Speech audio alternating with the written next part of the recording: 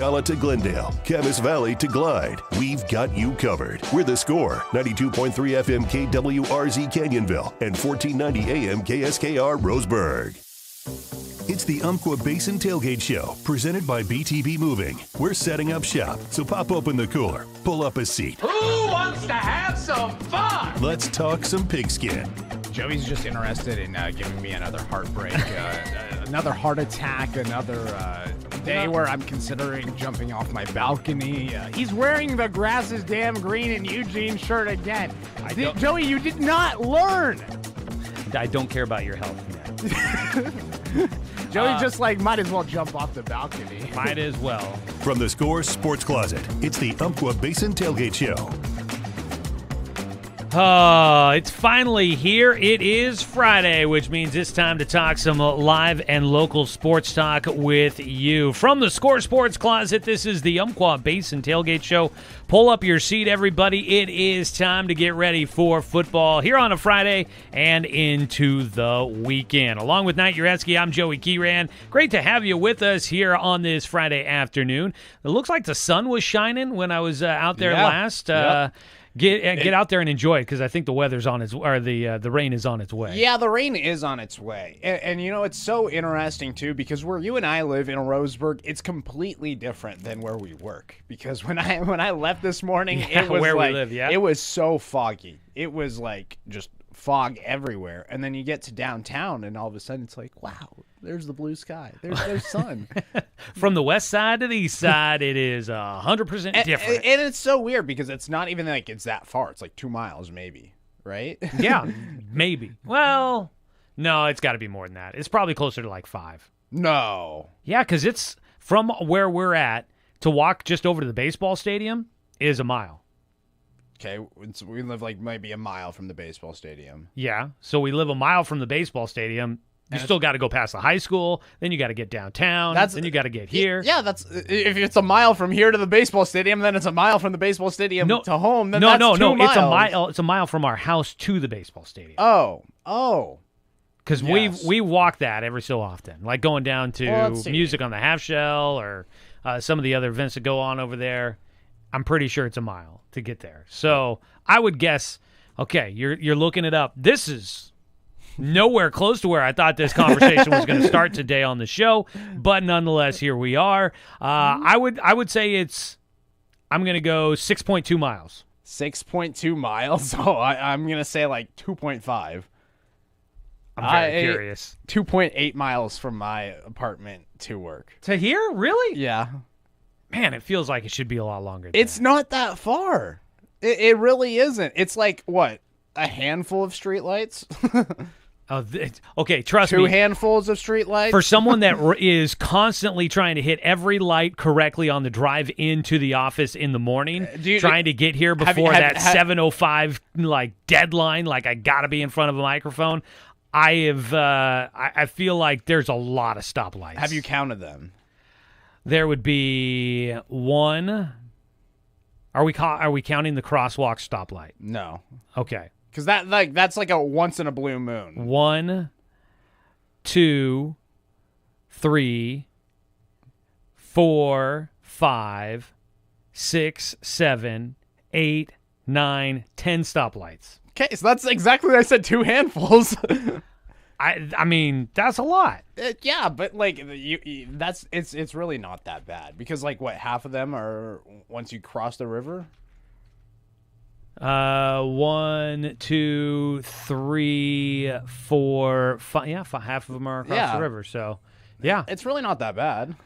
Oh, boy. Welcome into the program for all of your dissections of the width and length of Roseburg, Oregon. We are here to fit your needs. Great to be with you. We got the fact that we're talking directions is definitely something interesting because there's a lot of really good football coming up this weekend, and here we are dissecting how far it is. What we're talking about is how the weather can be different 2 miles away. It's almost like it could be raining in Eugene, but it never rains at Autzen Stadium. 2.7 miles? That just doesn't feel right. You had to look it up. I had to double check. You had to double check. It's not far.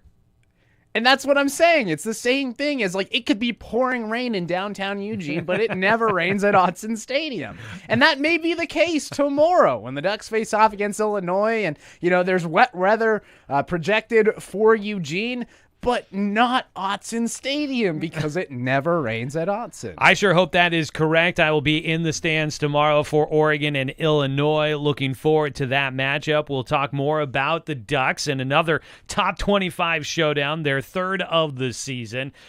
And there is that little thing of the Oregon Ducks are the new number one team in the country. Might need to get to that here at some point in the program. Oregon State is on the road against the Calgorithm. We're looking forward to seeing if the Beavers can start to get their season back on track. It's amazing how we've gone from this team is just like on the right track. They're going the right way. Jonathan Smith leaves. A lot of players leave. This team, I think, middle of last year, knowing the expanded playoffs were coming, I would have said, Oregon State's a team that has a chance to maybe be in that 12-team college football playoff a year ago. Yeah. And then the bleep hits the fan, and holy smokes, now we're wondering, is this team bowl eligible by the end of the year? Yeah, and the schedule is tough. It's not giving them any breaks. It isn't. And, I remember, one of the first weeks we were doing this show, we were looking at it, and we're like, yeah, but they're playing, the Mountain West schedule. But it's caught up to them. Some of those games that you should win, you lost. You lost to Nevada. Now every game is questionable. Mm-hmm. If you're going to lose to Nevada, who's one of the bottom-tier teams in the Mountain West right now, who else could you lose to? And you got Wazoo coming up. You got Cal coming up. Those are your typical games where you're like, okay, those are the tough ones. Yeah.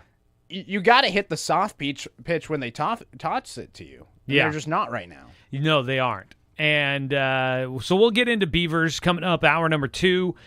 We've got a Friday news dump segment we're going to get to. There's been a lot of interesting headlines and sound bites and storylines coming out of college football this year, especially this last week. We'll get into that. We'll break down all the games coming up. We'll talk some high school football with you as we are down to the final 2 games of the regular season. So a lot of stuff to get to. We're getting into the fun part of the season where things are starting to ramp up. We're getting an idea of who all these teams are, important games on the schedule. So just a lot of fun stuff to get to as we get this tailgate show off and rolling. Well, if you want to be a part of the program, you are invited to do so. Come join our tailgate party. Give us a call at 541-673-5551 is the phone number to be a part of the program with us here. You can also touch base with us on our YouTube stream. We've got that up and going right now. Hit us up in the comment section there if you'd like to be able to contribute to what we got going on. We'd love to hear your comments. You can find our YouTube stream right now on our channel there, 1490 The Score. Find us there, hit the subscribe button, and join us every time we go live with another broadcast there. You can hit us up on Twitter, on Facebook, on Instagram, wherever it may be. Send us a message. We'd love to hear from you here during our 2-hour program. All right, we do as we always do. We get this party off and rolling by, opening up the cooler and getting things ready to go as we start this party with a cold one. Nothing gets a tailgate party going like a nice cold beverage. So let's crack one open and kick off today's show with our top story. You guys were ranked number 1 in the AP and the coaches poll. Just what does it mean for you as a leader of this program to bring it back to number 1 for the first time since 2012? Who cares?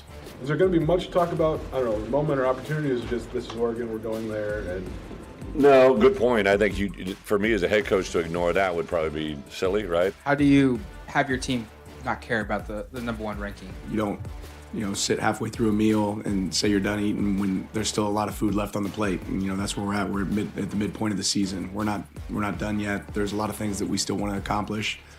So that doesn't really matter for us. There you go. That was Dan Lanning a couple of different times there from his press conference on Monday when he was asked about being the number 1 team in the country. It was Coach Bielema. Bielema. I always want to say it wrong. I know I'm saying it wrong, and I just never say it right. Bielema there from his press conference this week, previewing the matchup with number 1 Oregon, saying, Hey, this matchup, you knew it was going to be a big one, but now it's against the number one team in the country. It'd be silly to not pay attention to the fact that we're playing the number one team in the country. Meanwhile, Coach Lanning says we don't care that we're the number one team in the country. Because they're playing the number one team in the country. Right. We're playing Oregon. We got to play Oregon. Yeah, Oregon plays Oregon because that's the end of the day. Like that's how confident this group is, right? This is a team that throughout the whole season, that's been their mentality: us versus them. Us versus us. And Oregon, they don't care that they're the number one team in the country because they're playing themselves each week. If they do what they're supposed to do, if they do their job, they're going to win the game. Every week is the biggest week because we're playing number one Oregon each and every week. Yeah. Coach talk. There you go, right? Don't we just love that? Yeah. Coach Lanning says he doesn't care, that the job is not done. You don't assume that you have hit your requirements when you've gotten halfway through your meal. I thought that was kind of an interesting metaphor, analogy. Anti-leftovers. Right? Well, and it's like, I could see if he's like, you don't just build a house and you lay the foundation and suddenly you think you've got yourself a house. Okay, that's not a bad one. The job's not done. You got to keep building this structure. Who doesn't sometimes, like you get full halfway through a meal and you still have food on your plate. Like, I got to clean the rest of my plate here? Like, apparently.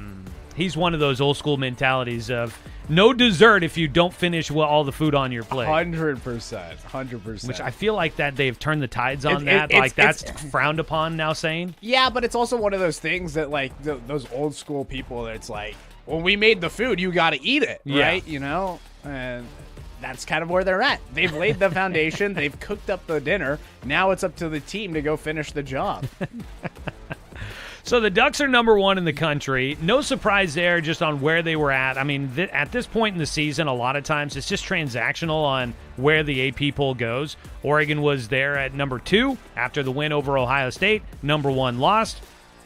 You get elevated to number 1 in the country. I do feel like the AP poll has done a better job here since the college football playoff rankings have been a thing of being a little bit more willing to make big swings on the AP rankings from week to week. But really in the top 5 there, it would have to be something massive to be able to make a big jump. And Georgia, I think, did enough to where they obviously bump up a few spots in the poll. But obviously the voters didn't think necessarily that Oregon had done anything to hurt their chances of moving up. What was it? All but 2 voters pick Oregon to be number 1 in the country. John Wilner, one of them. John Wilner, the Pac-12 hotline, a little bit frustrated about the Pac-12 dissolving and decides, you know what, Oregon can stay at number 2. Let's just have Georgia at number 1. So the Ducks... I don't get it. I really don't. Like Oregon's undefeated. They've beaten everybody in front of them. They have a top 5 win. Yeah. I understand. Georgia also has a top 5 win.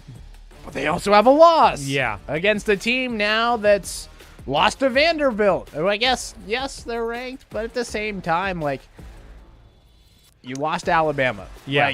Alabama is now dropping down the poll. Yeah, because Alabama has 2 losses on their name. They're now number 15. What a time to be alive. The college football playoff rankings, the ones that actually matter, we can sit here and debate till we're blue in the face on what the AP Top 25 says, but it does not matter in the grand scheme of everything. The college football playoff rankings are going to be coming out here. I heard they come out on election night. How fun is that going to be? How fun is that? Is anybody... That's the most important voting happening that day. Is anybody going to pay attention to the first college football playoff rankings when the presidential election is going on? Imagine that committee. Like going off to work that day. It's like, oh, what are you doing? Oh, I'm going to go vote. Oh, who are you voting for? Oh, I think I'm going to vote for Oregon. Wait, what? What? Yeah, that's going to be an interesting night in the national landscape there. I know what I'll be looking forward to. I know the rankings. I'm looking forward to that. The whole political scheme of things.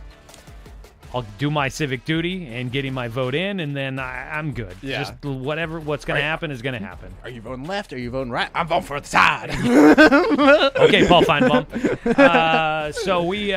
can I just say, what a time to be in that Kalen DeBoer left a school, went to another school, led that team to a national championship game, left that school, and now at that new school is behind in the rankings from the original school he left in the first place, Indiana. Like, he was there. He was the OC at Indiana. Wow. And now Indiana is ahead of not only Washington, Alabama, but also Alabama. Yeah, that is kind of crazy. What a time to be alive. Tuesday, November 5th will be those first college football playoff rankings, by the way. I looked up to find the actual date. I knew it was Election Day, but if you asked me what day that exactly was going to be, I knew it was a Tuesday, and that's about it. How many weeks away it was like 2 weeks, maybe? 2 weeks? Yeah. Yeah, I think that 2 weeks from this last Tuesday. Can we comprehend how in like 2 years, Washington's gone from playing Texas in the Alamo Bowl to then now being in a Big Ten conference game with Indiana, and Indiana being ranked higher than Alabama? It's been a weird timeline in college football lately. And obviously conference realignment has a lot to say about that. I mean, the fact that we're talking about Oregon and Illinois, a top 25 conference showdown, I mean... That's weird too, right? Yeah, I mean, who would have thought that? One, Illinois being as highly ranked as they are, and Oregon being as highly ranked. I mean, I wouldn't have necessarily been shocked if you told me this year that Oregon would have been number one, like if you told me that a couple of years ago or something. But the fact that it was a Big Ten conference game added into that mixture. October 25th, and the Ducks are playing the Illini. It's like, what? It doesn't make sense. This is. I understand it's October and we're supposed to be playing an orange team. Halloween, spooky season, not Illinois. Yeah, not the orange that we were expecting on that one. So it's definitely a weird time in college football. You were pointing out that you've been hearing people like linking this year to previous seasons in college football, 2007, and it feels like a topsy-turvy season, which I don't know. So, transparency, we've told you before, we're both University of Oregon alumni. We are both Duck fans in our spare time. Which comes with being an alum from a university. Yeah, exactly. But we try to look at this with our, journalistic broadcaster lens. We have some 60-mile clarity between Eugene and Roseburg. We try to. But, as an Oregon fan, I don't know about you, because I've lived through some of the ups and downs through the program here in the 2000s, where things are going extremely well, and then that moment hits, and you're like, "What just happened? Like, where did this season go?" Dixon gets injured. Dyer wasn't down. I mean, all these just different moments where it's like, it's here. It's going to happen. The Ducks are going to get a chance at a national championship, and either injuries happen or whatever. There's been that other shoe that always seems to come around. I'm waiting for it. I'm hesitant to buy in on Oregon being the number one team in the country. It's because you've been through so much pain. It's a coping mechanism. Right? Oh, for sure. 100%. Like, as a Raiders fan, I always go into the weekend expecting disappointment, and when they don't disappoint me, then it's like, wow, And that's what I expect for Oregon. Like, I've seen Oregon lose to Stanford so many times. So I'm many very happy times. they're not on the schedule after this. Yeah, right? And Oregon, thankfully, got past the Big Ten version of Stanford, which is known as the Purdue Spoilermakers. But now that you got to test against Illinois, who maybe could be that team. Yeah. This is why they say that the Big Ten's so tough, is because you have to play physical teams week in, week out, and Illinois is one of those physical teams, a very good team defensively, very well disciplined team, a team that causes a lot of turnovers. We saw it last week against Michigan, 3 turnovers against the Wolverines. Michigan, yes, their offense has struggled this season, but they were stifled by Illinois' defense. Yeah. And so that's why the Big Ten is tough, is because each week you have a tough opponent, whether it be Illinois this week, Michigan next week, then you got Maryland, who, again, just beat USC. Then after that, you got Wisconsin at Camp Randall, and then back home against Washington. Sure, Oregon is the number one team in the country and probably should win all those games, but they're not going to be cakewalks. Mm-mm. You know, it's not going to be easy. It's not going to be like that 2021 year where Oregon beats Ohio State and then all of a sudden they have an unranked Stanford and they lose on the road at the Farm, right? That was the Mario Cristobal classic. We lose to a team that we should beat. Yeah, and definitely. It feels like, and that's always what happens. It's always what happens, except for last year, which I mean. You could say, should Oregon have beaten Washington? Maybe. You would have liked to hope in the number of times they had seen Washington. Obviously, you go back 2 years, but, 3 games in a row against Washington and Lanning can't win one of them. Like, you feel like – but it was a quality opponent. Yeah. So, it's not a team that was nowhere in the ballpark and you go out. It was like beating Oregon State. You should have beat Oregon State. Yeah, that too. And 22, right? Yeah. And then you blow the fourth quarter lead. That's one of those games that you should win. And they didn't. Yeah. Because the Oregon State just ran right past them. And I think it shows the growth from Dan Lanning. Last week against Purdue, like, they didn't show any signs of worry. Yeah. Because they just controlled the game from the get-go and won 35-0. They did what they were supposed to do. Yeah, totally. We'll talk more about the Ducks, their matchup against number 20 Illinois coming up tomorrow at 12:30 at Autzen Stadium. Big number on that one. We will talk about that. That's a little interesting there. But we'll break down that matchup. We've got other big matchups going on in college football we'll touch on there as well. Oregon State on the road to Cal. We'll talk about that. Plus, Oregon State's 2025 schedule is out. We can look at that as well coming up in our second hour as we talk some college football with you here. That is our cold open, our cracking a cold one as we get this one up and running for you here on this tailgate party. Knight's got his PC cold one there. Oh, yeah. Just water. We are streaming with our video online at our YouTube channel there. Search 1490 The Score on YouTube and follow us there. Hit us up in the comment section. Give us a call at 541-673-5551. We'd love to hear from you here on the program today. Are you an Oregon fan that is waiting for that other shoe to drop now that the Ducks have been ascended to the number one spot in the country?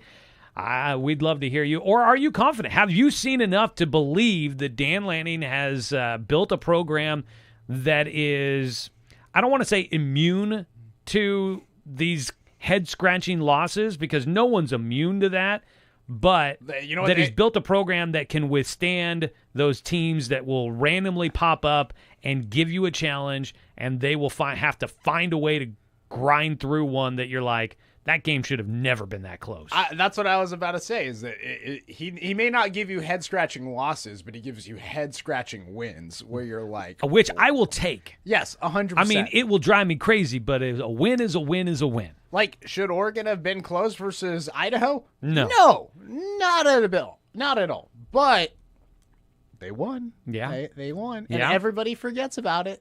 I mean, first game of the season. You can Boise State was close. You can have some week one issues. Everybody forgets about that, but now, Boise State's a little bit different because Ashton Genty has become a national superstar and the Heisman favorite, and now people are respecting Boise State. And you say everybody forgets about it. The thing is that, man, going into that Ohio State game, nobody wanted to forget about it. Granted, I mean, it was, week 4, but everybody's, Oregon's offensive line, this and that, and blah, blah, blah. It was their first 2 games of the year. They struggled with the offensive line, but they cleaned it up over the last 4 or 5 weeks. And they very much have. They've been great up front. We will take a look at Oregon's matchup against number 20 Illinois coming up as we continue on with the Umpqua Basin Tailgate Show here. So don't go anywhere. We'll do that. Again, give us a call at 541-673-5551.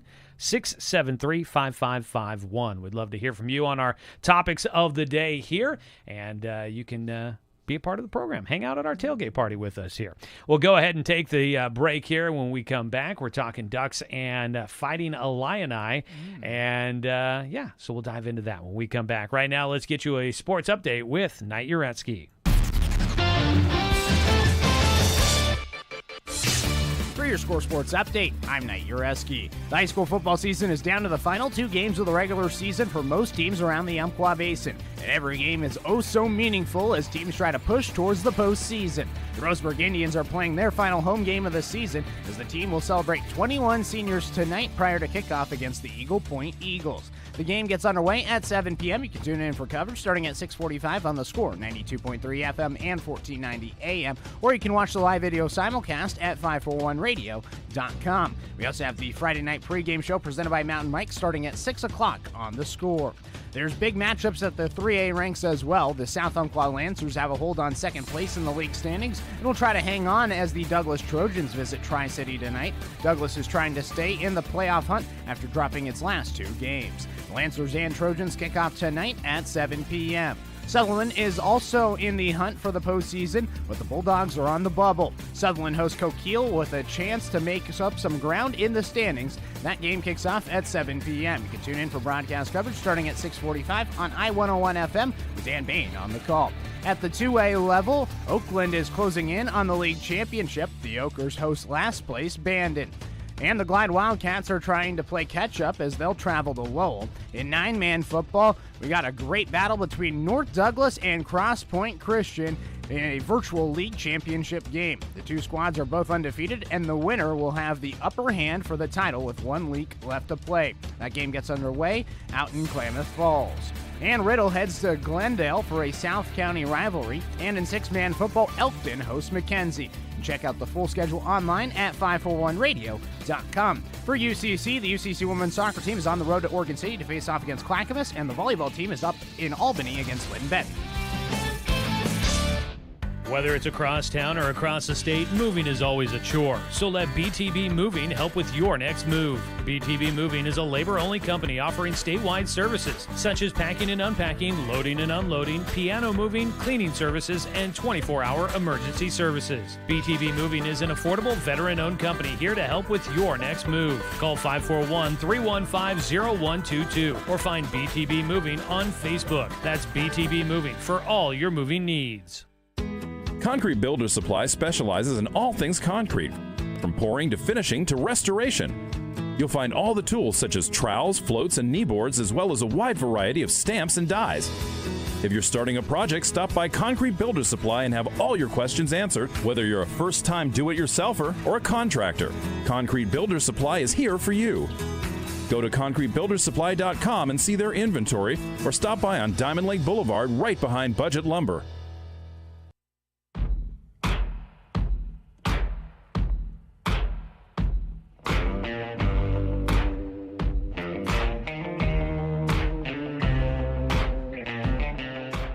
Getting you ready for the high school football season in Douglas County. This is the Umpqua Basin Tailgate Show on The Score.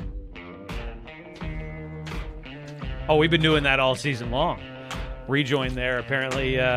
No end date on that one. I think that was supposed to be early in the fall sports season on getting you ready for high school football. We will talk about this week's slate coming up. We are down to the final 2 games of the regular season for high school football. So, there's some big matchups coming up on the schedule tonight. We'll take a look at that. We'll talk about, what is in store for our local teams, which teams really do have a shot at making it into the postseason. We can cover all of that. There's some games. Yeah, there's some games. Definitely some good ones coming up here tonight. Looking forward to seeing the scoreboard reports from that. Wish I could get out to go to. We need Douglas County football red zone. I mean, give it to me. Give me Scott Hansen on the line. Let's go. Joey, you just say the words and I'll do it.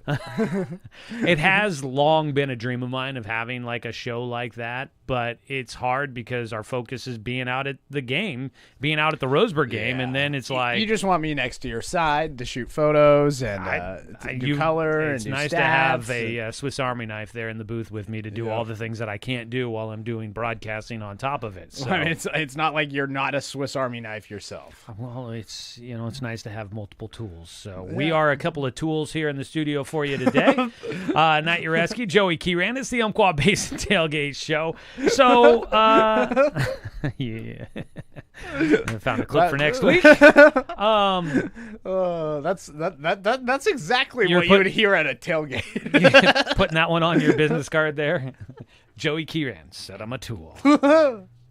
Make sure you make note that I said about myself as well. I don't want to feel that bad about things. 21.5 points. Yeah. Does that, as many people I've heard say, does that feel like a big number? It feels like a big number, especially when you consider that this is a top 25 matchup. But the more that we break this down, the more that me and you look at it, boom, it makes a lot of sense. You know, I'm feeling more comfortable with that number the longer I look. Look, I do a lot of research pre-show. Like, I've got a lot going on during the week that I don't always get a chance to read as much as I'd like to, or look at stats, or watch highlight films of teams. But I try to jam in a bunch of it before the show gets underway. So I saw that number earlier in the week. I thought, what in the world? 21.5 points. That is ridiculous. Saw a few things here and there about Illinois, about Oregon, whatnot. But I really dug into it today, and I don't know if I would take the points with Illinois. Yeah. I don't know if I would do that, but I also don't know if I would lay the points with Oregon. It feels like a good number, but I can understand where Vegas is coming from after looking at the stats and looking at the numbers. I can get on board with Oregon winning this one by a comfortable margin. I think the thing for me, though, is that the rain, right? Like, it might rain during the game, and so that might, make me hesitant to say that Oregon's going to cover, just because I could see this being a sloppy game, and Illinois wants this to be a sloppy game. Yeah, they do. You said that, and I was like, that's exactly what they want. They want it to be a sloppy game. They're a really good team winning in close possession games. I think they've won 8 of their last 11 one-score games, including a couple this season, one against Purdue, one against Nebraska, both those games in overtime. This is a team that thrives when it's close. This is a team, actually, I think the stat that stands out for me when breaking down what Illinois has done this season is their fourth quarter possession. It's through the roof. If this is a game in the fourth quarter, Illinois has what it takes to suffocate a team. This season, the Illini are averaging 9 minutes and 3 seconds of time of possession during the fourth quarter. Really? Including 12 minutes and 4 seconds in the win over ranked Kansas at the start of the season. That's impressive. I mean, the fourth quarter, obviously, you're either protecting a lead or you're looking to come back. And if you can own the football offensively, you're either doing one of those two things. You're either wearing off the opportunity for the other team, or you're giving yourself the opportunity to fight back in a ball game. That's an interesting stat. Now, I would be I don't know if you have that number. I know it looks like you probably got that out of their weekly game notes, but I would be curious where Oregon's at on that stat too, because they have done a decent job of controlling the football. And it probably is heavily inflated because, that Boise State game, Oregon really didn't have the ball much in the fourth quarter because they had a kickoff return and they had a punt return. Yeah. And so their defense was on the field for a lot of that. But at the same time, I think Oregon has controlled the fourth quarter much, but what Illinois is doing, where they're averaging 9 minutes of possession, over 9 minutes of possession in the fourth quarter is insane. They're an efficient team when they get to the red zone, 18th in the country in red zone scoring percentage, executing 93.1% of the time. They're 27 for 29 this season with 19 touchdowns when they get into the red zone. That's what, looking at the stats, I was looking at this, and I told you when I'd been in the studio, came out, and after this morning, and you had come into the office and started looking at numbers, and I turned around and I said to you, I was like, I don't understand this Illinois team. Yeah. They do, you're telling me things, and I'm like, that makes complete sense, because you look at their numbers, they are out of the Big Ten, they are ranked 12th in total offense, but 5th in scoring. So they may not get a lot of yards, but they are efficient with the yardage they get.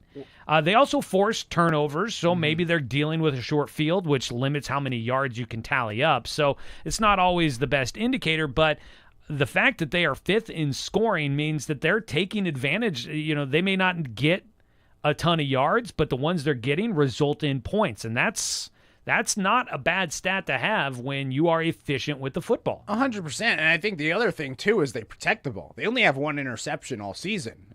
They're the only Power 4 team to have 15 touchdowns passing and only 1 interception passing as well. This is a team that doesn't really fumble the ball a ton as well. That's what they do. They don't shoot themselves in the foot. Which is key. You may create turnovers, that's great. But if you have turnovers on your side, they cancel out. They're one of the top teams in the conference in turnover margin. Why? Because they don't turn the ball over and they cause turnovers. And they're efficient in the red zone. They just do the simple things. It's not flashy. They're just efficient. Mm-hmm. If you limit your mistakes, odds are you're going to win probably half of your games, and they've done that this season. They've won over half of them because they haven't made more mistakes than the other team. It's it's one of those ones that I don't think this is going to be a cakewalk. I don't think it's Purdue last week for Oregon, 35-0, just rolling over an opponent.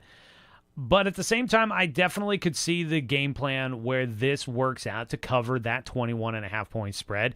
The talk is that Illinois doesn't give up a lot of explosion plays. Well, neither did Ohio State. And this will be the second game removed from that win over Ohio State. The Buckeyes are still the number 1 rated defense in the Big Ten. And Oregon, look, I'm not going to say that Oregon dominated that game. It was a very evenly competitive played game, but Oregon found ways to move the ball. Ohio State hadn't given up explosion plays all season. Oregon got a handful of those down the field. Conditions were great. As you mentioned, weather maybe comes into play, but Oregon was able to do its game plan against Ohio State. If they can do that, this Illinois defense, number 12th ranked in the Big Ten. Their total defense is bottom half of the league.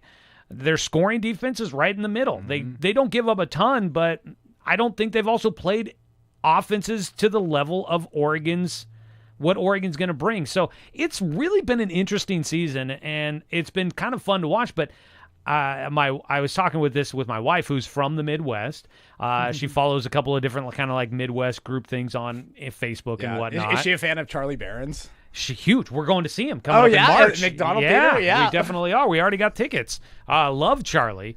But it's like there was something about, and I saw this I think Illinois fans were saying the kickoffs in the Midwest are the best because then you can start drinking at 11 or whatever. And I'm like, it's like here on the West Coast, we're already, you showed me this, and my wife showed me the same meme. Yes. Oregon fans cracking open their second double IPA at 8 in the morning. 12.4% IPA at 10 o'clock. And so it's I think it's fun. This season's been fun because it's been fun to see Oregon introduce what we are out here to the rest of the country, fully introduced. Can I just say, the brewing in Oregon is great. It is phenomenal. Oregon's craft beer is fantastic. And you don't realize how spoiled we are living here when you just go down the street and there's a brew pub and you go try this craft beer. Yeah. When you go and travel across the country and you try craft beer in other places, you're like, what? When the most popular beer is Coors Light in the South exactly. or whatever, they may have Paps out there, but I'm sorry, but the double IPA in Oregon tastes a lot better. And we're getting to share that with the Midwest a little bit. Oregon's a very underrated place. I think Oregon has the best Big Ten identity of all the new additions to the conference. Oh, for sure. And I think that Oregon is getting to share that with a lot of these teams. You saw with the Ohio State fans coming in. They got the love. They felt like this was kind of a Big Ten environment. They kind of felt like it's excluded. You have to go a distance to get out there. It's the same thing as Penn State. You have to go a long ways away to get to State College from any civilization. Eugene's kind of the same thing. You have to go 2 hours south of Portland, the big city, to get there. You have to go 2 hours from Pittsburgh to get to State College. It's kind of that Big Ten environment just on the West Coast. Yeah.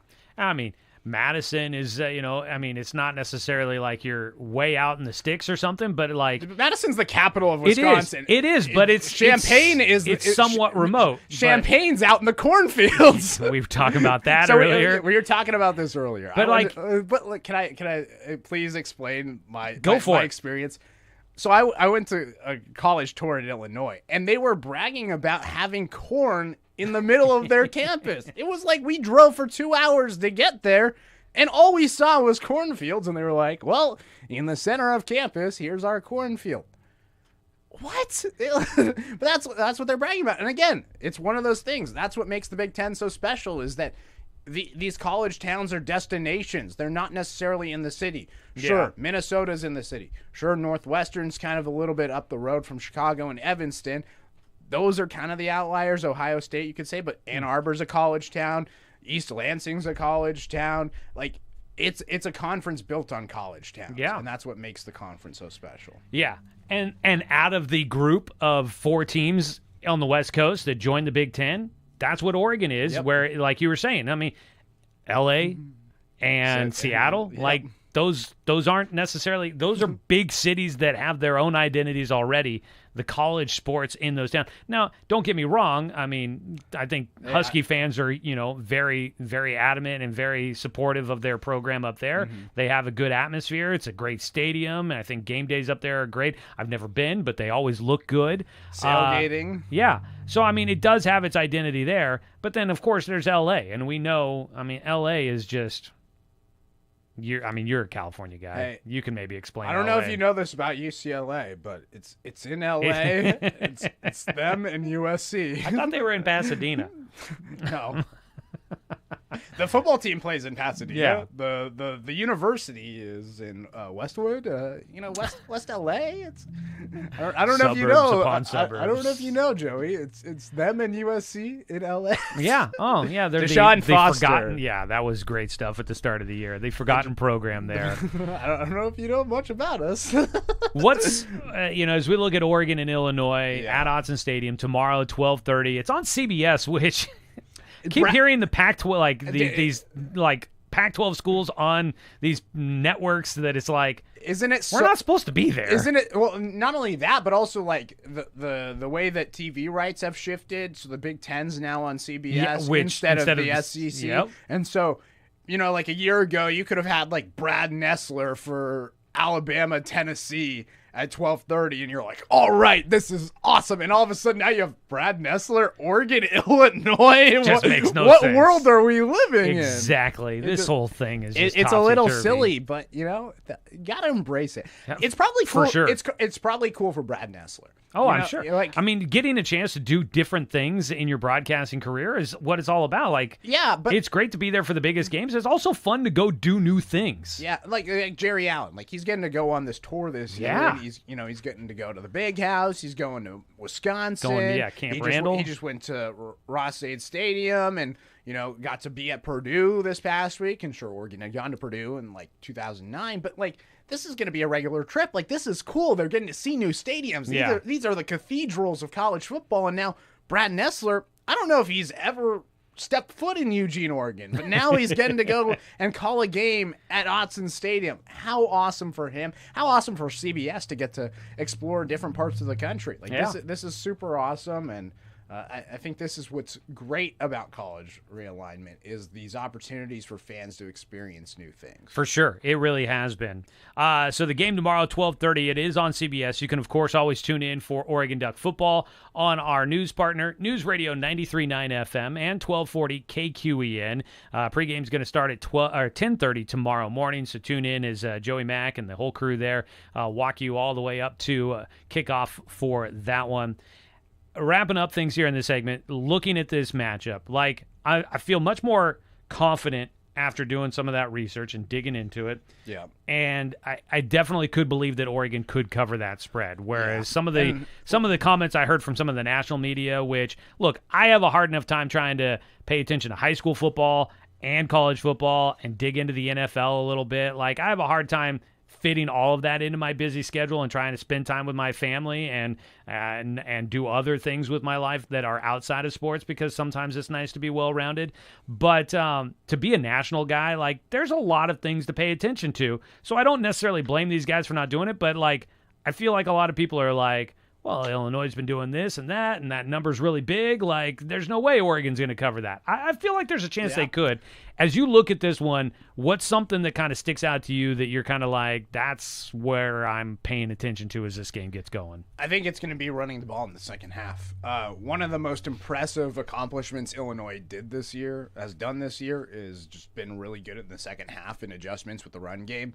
Against Nebraska, they limited the Huskers to 11 carries for 7 yards between the third and fourth quarters, and then sacked Nebraska 3 times in 4 overtimes plays for negative 38 yards. Over the second half in overtime against Nebraska, they held Nebraska to 14 rushes for negative 27 yards. Like, that is a dominant defensive effort, and if Oregon's going to try to run away with this game and run the ball efficiently like they did against Purdue, they're going to have to be successful in the second half. If they want to cover, they're going to have to run the ball in the second half, and Illinois, that's a team that knows what it takes. Oregon's going to have to limit the turnovers. Mm-hmm. Oregon can't have those red zone interceptions from Dylan Gabriel like we saw against Michigan State, we saw against UCLA. They need to play clean like they did against Ohio State. Those are the two things that I'm looking at. Oregon just needs to play clean, and they need to run the football. It sounds so simple because it really is. It is. It's a simple sport. It's a simple sport. If you run the football and you don't turn over the ball and you execute in the red zone, you're probably going to win the game. And that's kind of where Oregon's at. Yeah, I would say that turnover margin, I think, is big for me. Illinois has been opportunistic with that. They like to try and get in and rip out the football. So Oregon, especially if it's wet, hanging on to the football, to me, is going to be a critical point in this game. And then, a week after pitching their first road shutout since 1995, can the defense continue to do good on that side of the ball? They've looked good the last couple of weeks. I mean, and I think staying healthy is another big thing for me there. They've missed Jordan Birch there in the middle for a couple of weeks, just trying to keep guys healthy. I mean, other guys have been shining. Mateo Uiagalelei there in the middle has been absolutely outstanding, filling in, kind of taking over that Jordan Birch role. Got to keep guys healthy. But the defense, just what can they do as they get back into another kind of big matchup here? Can they continue to go on this upswing they've been having? Yeah, I mean, shoot. Illinois gave up 49 points to Purdue. Yeah, right? And we went and shut them out. That's got to make you feel pretty good. Because it was only 2 weeks ago that Illinois did that. Right. I mean, it makes you this, I don't know if you eventually did end up going back and watching that Purdue game. I didn't watch that one. No. The Oregon-Purdue game? Yeah. Just saw some highlights. Yeah, not a ton of it. They were hyping up the Purdue offense. They were like, this revamped, upbeat Purdue offense that just came out and dominated against Illinois and sent the game to overtime. And yeah, we didn't see that. Did not. Oregon did a good job against Purdue. So it's going to be a fun one tomorrow. I'll be there. I don't think I'll be down in the stands with no Wi-Fi, so I probably won't be on social media much, so don't look for much from me. Knight's going to be on his own assignment tomorrow. We can talk more about that a little later on, but tune in and get ready for Oregon F football. If you want to share your thoughts on the matchup, we'll have a little bit of time here in our final segment, or there is also hour number 2 that we would love to take your phone calls or read your comments on our YouTube channel there as well. So feel free to chime in and share your thoughts on Oregon Duck football. We'll take a look at some of the other big matchups going on tonight and tomorrow in college football when we come back. And then hour number 2, we're talking Beavers as they go to Cal and look to see if they can disrupt the Calgorithm. We'll come back with more. This is the Umpqua Basin Tailgate Show presented by BTB Moving. They'll provide the labor services for your moving needs. They're veteran-owned, affordable, dependable, efficient, and careful. They've got senior and veteran discounts available. So book now at 541-315-0122, or you can find them on Facebook at BTB Moving. Back after this here on The Score. With a Score 92.3 FM, 1490 AM news update, I'm Ashley Claiborne. Nearly 17% of ballots have been returned for the 2024 Douglas County November presidential general election as of late Thursday afternoon. County Clerk Daniel Loomis said 16.9% of the ballots have been received, and that lags 13% behind the participation rate for the same point in the previous 2020 Douglas County general election. For a list of official Dropbox sites and complete information on the elections process in the county, follow a link with this story at 541radio.com. And property taxes due November 15th, the county release said the Douglas County Tax Collection Office has mailed out property tax statements for the 2024-2025 property tax year. Payments can be made using the U.S. Postal Service, drop boxes located in front of the courthouse and in the hallway of the Tax Collection Office, and online using a credit or debit card or e-check. For more information on these stories and complete local news coverage, visit 541radio.com. In sports, the high school football season is down to the final 2 games of the regular season for most teams around the Umpqua Basin. Roseburg Indians are playing their final home game of the season. The team will celebrate 21 seniors prior to kickoff against the Eagle Point Eagles. That game getting underway at 7 p.m. Tune in for coverage starting at 6:45 on The Score 92.3 FM, 1490 AM, or watch the live video simulcast at 541radio.com. Also in action on the radio, Sutherland is also on the hunt for the postseason, but the Bulldogs are on the bubble. Sutherland hosting Coquille with a chance to make up some ground in the standings. Kickoff at 7 p.m. Tune in for broadcast coverage starting at 6:45 on I-101 FM. See a full schedule for today posted at 541radio.com. Partial sunshine this afternoon, a high in the mid to upper 70s. Tonight, a chance of rain and 53 for a low. News and information 24/7 at 541radio.com with the Score 92.3 FM, 1490 AM. The Feral Cat Awareness Team is a small, dedicated rescue with a big heart.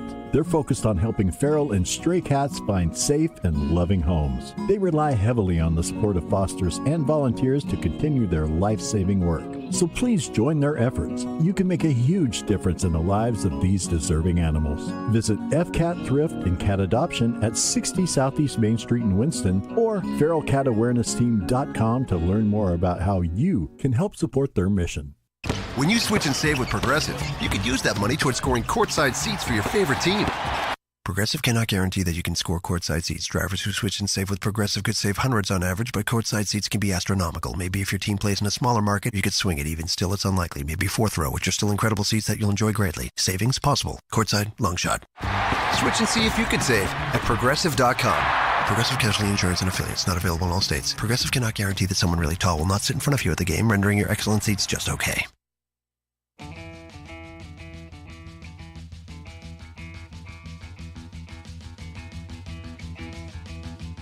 Hanging out and talking ball. This is the Umpqua Basin Tailgate Show on the Score, 92.3 FM and 1490 AM.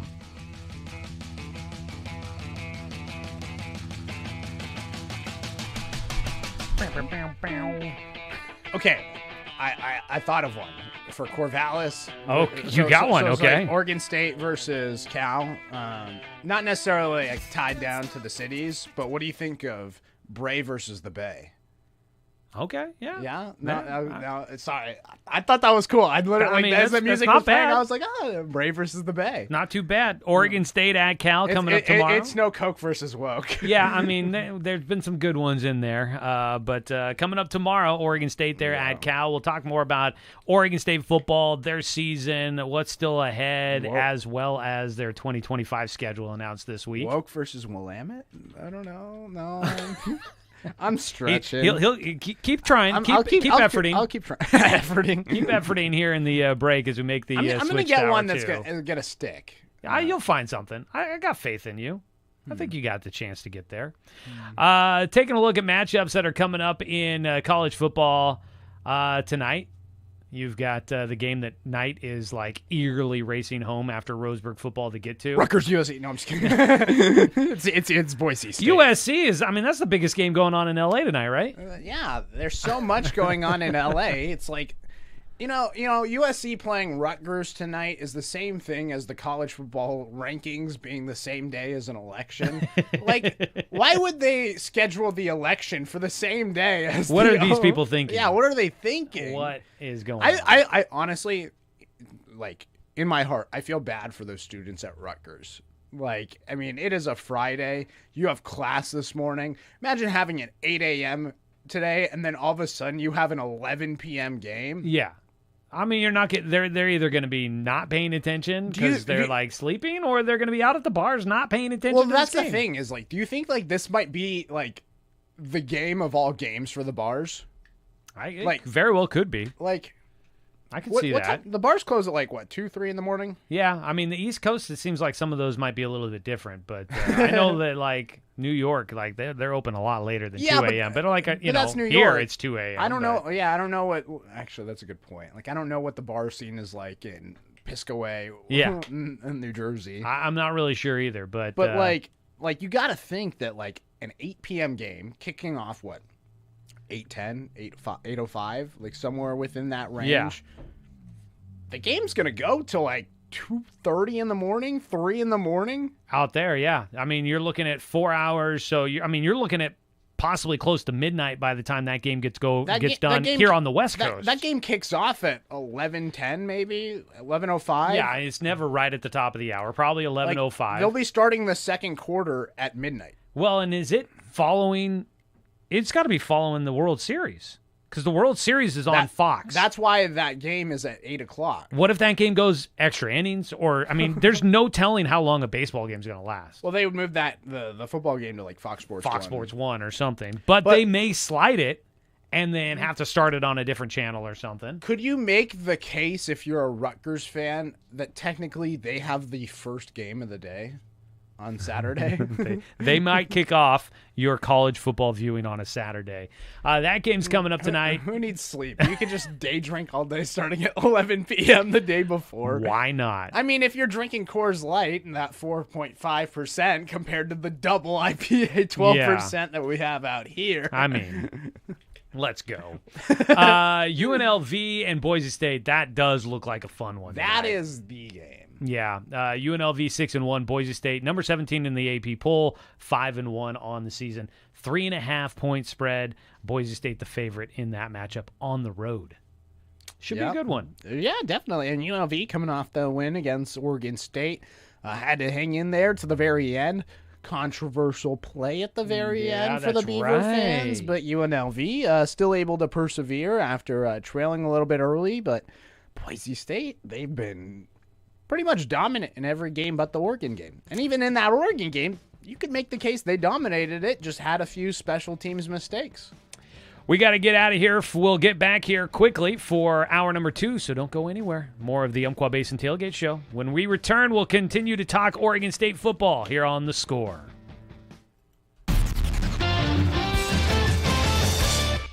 For your Score Sports app, the high school football season is down to the final 2 games of the regular season for most teams around the Umpqua Basin. And every game is oh so meaningful as teams try to push towards the postseason. The Roseburg Indians are playing their final home game of the season as the team will celebrate 21 seniors tonight prior to kickoff against the Eagle Point Eagles. The game gets underway at 7 p.m. You can tune in for coverage starting at 6:45 on The Score, 92.3 FM and 1490 AM, or you can watch the live video simulcast at 541radio.com. We also have the Friday night pregame show presented by Mountain Mike starting at 6 o'clock on The Score. There's big matchups at the 3A ranks as well. The South Umpqua Lancers have a hold on second place in the league standings and will try to hang on as the Douglas Trojans visit Tri-City tonight. Douglas is trying to stay in the playoff hunt after dropping its last 2 games. The Lancers and Trojans kick off tonight at 7 p.m. Sutherland is also in the hunt for the postseason, but the Bulldogs are on the bubble. Sutherland hosts Coquille with a chance to make up some ground in the standings. That game kicks off at 7 p.m. You can tune in for broadcast coverage starting at 6:45 on I-101 FM with Dan Bain on the call. At the 2A level, Oakland is closing in on the league championship. The Oakers host last place Bandon. And the Glide Wildcats are trying to play catch-up as they'll travel to Lowell. In 9-man football, we got a great battle between North Douglas and Cross Point Christian in a virtual league championship game. The 2 squads are both undefeated, and the winner will have the upper hand for the title with 1 week left to play. That game gets underway out in Klamath Falls. And Riddle heads to Glendale for a South County rivalry. And in 6-man football, Elkton hosts McKenzie.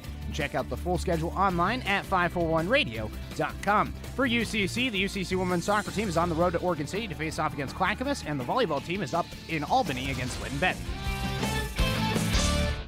Whether it's across town or across the state, moving is always a chore. So let BTB Moving help with your next move. BTB Moving is a labor-only company offering statewide services, such as packing and unpacking, loading and unloading, piano moving, cleaning services, and 24-hour emergency services. BTB Moving is an affordable, veteran-owned company here to help with your next move. Call 541-315-0122 or find BTB Moving on Facebook. That's BTB Moving for all your moving needs.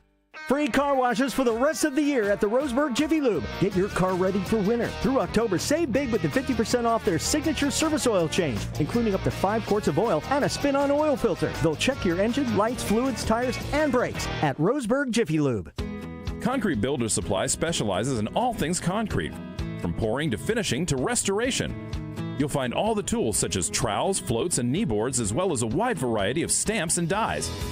If you're starting a project, stop by Concrete Builder Supply and have all your questions answered, whether you're a first-time do-it-yourselfer or a contractor. Concrete Builder Supply is here for you. Go to concretebuildersupply.com and see their inventory, or stop by on Diamond Lake Boulevard right behind Budget Lumber. Ready, aim, and shoot. It's time for the Share Your Shot photo contest presented by Waldron's Outdoor Sports, Big O Tires, and The Score. You could win a stunning new rifle from Waldron's Outdoor Sports plus a $400 gift certificate from Big O Tires. Simply upload your photo of this year's deer harvest to 541radio.com or drop off a photo at Waldron's Outdoor Sports. Remember, this is a photo contest, not a Biggest Gamer rack. So smile and share your shot. Brought to you by Waldron's Outdoor Sports, Big O Tires, and The Score.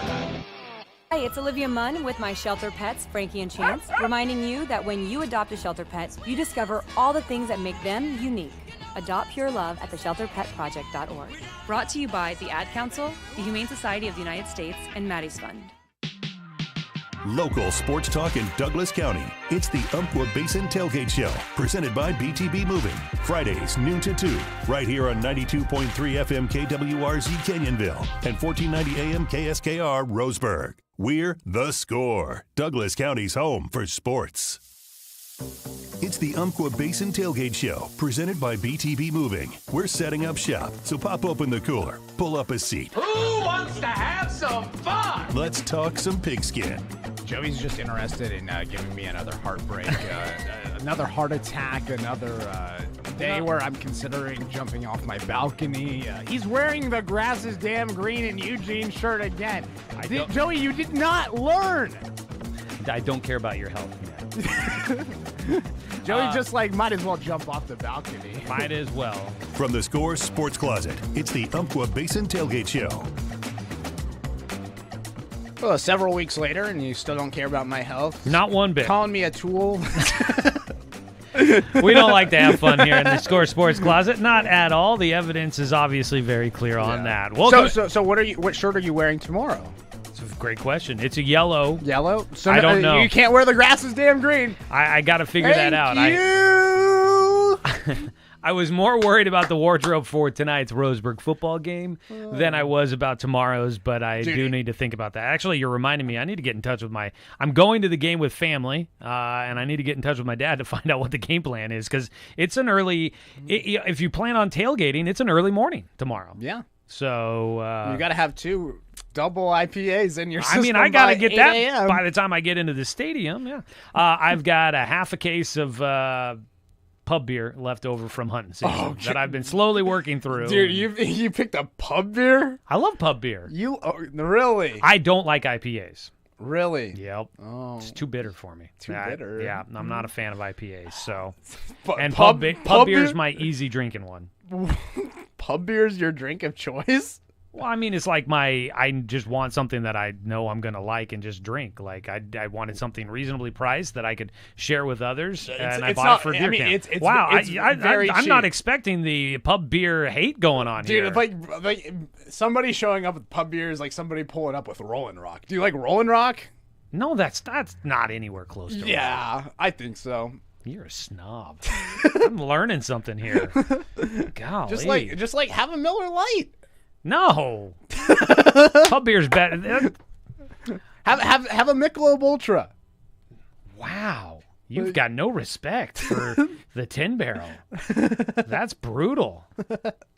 I don't know if we can be friends. Okay. Knight Jarecki joining me here in the studio for moments. This might turn into a solo show soon enough. One of us is walking out of the room here. Yeah. Jeez. Dude, I've invited you over for beer. I guess you could have just let me know that you just wanted pub beer to be there for you to come over. I mean, I would have drank. It's not the only beer I drink, but I just got it because it was my easy drinking beer. Like it was like it's my like baseline. Like I'll drink other stuff too, but.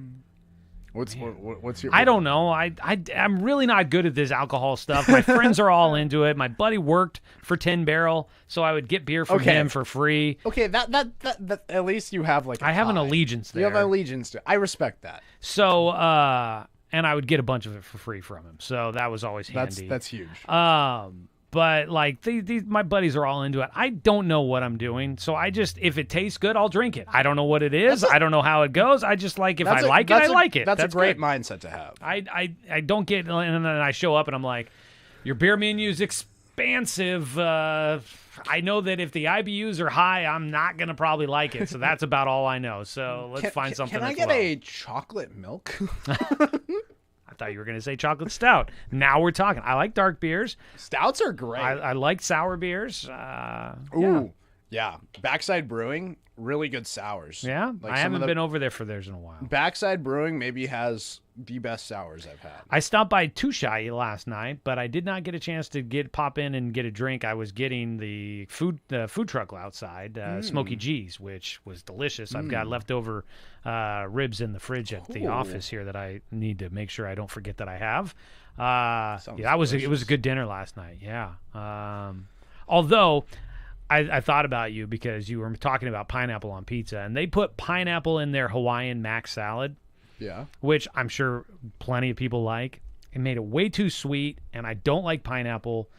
You don't like pineapple, period? I guess not. Not really. I kind of realized like last night, like it's a sweet flavor, and like that probably is what draws people into it. And like I like sweet. I like a lot of other fruit flavors, but like pineapple just doesn't do it for me. My like go-to breakfast is like cottage cheese and pineapple. Yeah, that sounds about right. It's a good combo. I like cottage cheese and salt. Salt? Yeah, You just, like, man. pour salt? You got to put some salt, especially if it's like Johnny's seasoning salt. That was a staple as a kid. I haven't had Johnny's in a while. Got to but get the ooh. cholesterol up. Oh, man. Yes, please. Yeah, I don't have a refined palate, not whatsoever. So we will go with that. You're a simple man. Very much so. Pub beer and ribs. And some cottage cheese and seasoning salt. Let's get it done there. So this weekend, looking to try and get it done. Let's transition there. Good little segue. How about that? What a segue. The Oregon State Beavers are taking on the Cal Bears this weekend, and woohoo! I haven't looked up the line on that one. It's almost like this could be a Pac-12 matchup. It's almost like we could have expected that. Oregon State is a 10.5-point underdog on the road. 4-3 Oregon State, 3-4 Cal. The Bears had some momentum. They had game day, and they haven't really been able to be on the right side of things. But since. like they've been like close. Like all of their losses have been close. I mean, they've been a good storyline, but they're 3-4. Yeah. But they barely lost to Florida State in hindsight. Bad, but you know, they were close. They almost beat they should have beat Miami. Like, I don't know how that wasn't targeting. It wasn't. So Miami got bailed out. That could have been a top 10 win. Okay. Teach their own. They just lost to Pitt 2 weeks ago by 2 points. No, by 12. No, 2. They lost 27-15. What are you seeing? I'm seeing 17-15. Well, then collegepressbox.com is wrong. Okay, because I have Cal losing to Pitt 17-15. I'm pretty sure that was the final score. Yeah. Oh, typo. Wow. Okay. Dang. I'm just saying they lost by 2 points to Pitt, who blew the brakes off 5-1 Syracuse. What is going on with college football where we're talking about Pitt? I mean, Pitt's undefeated. Pitt's not a. Pitt's like 7-0 and ranked in the top 20. It's not a bad program traditionally, but like beat the brakes off of Syracuse. That's a thing now? Like Syracuse was 5-1. I mean, I know what the records are this year. That's why I'm saying what's going on with college football when whoa, Syracuse 5-1. Man, that's a huge win. This is what I was telling you, Joey, that 2007 year, because this is what happened. Week 8, 2007, number 2 ranked team in the country, Boston College. Like, what? You're looking at this rankings, because we went back and we talked about, you were saying, oh, this kind of reminds you of like an older year. Yeah, 2007, that was that year. Some of these teams in the top 5, top 10, week 11, this is November 11th, Kansas was the 4th-ranked team in the country, undefeated at 11-0. You had teams like Virginia Tech ranks inside the top 10. You had West Virginia and Missouri in the top 10. You had Hawaii at number 13. UConn, University of Connecticut, was ranked as high as number 16 by week 12. Like, my goodness, that year was special. Yeah. We don't have that anymore. We're getting a little bit of it. Like the Blue Bloods, the college football feels wide open this year. Yes. And I think we're getting back there. Oregon State, though, this season, a bit off the rails. There was hope that, against a heavily Mountain West schedule, that Oregon State might have a chance of, being a team that's a 2-loss team at the end of the season, maybe that gets them enough attention to be able to be in the conversation for the college football playoff. And suddenly now they're 4-3.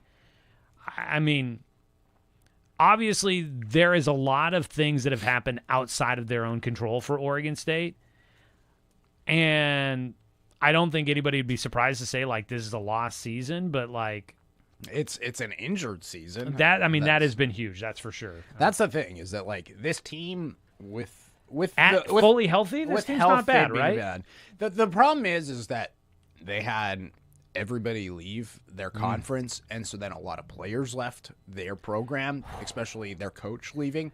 And so, did you see Damian Martinez in that? I don't even remember who that Miami was playing, but this past week, I think so. He had one of those angry runs. Yeah. Holy small! I was like, oh yeah, against Louisville. That guy used to be a Beaver. Yeah.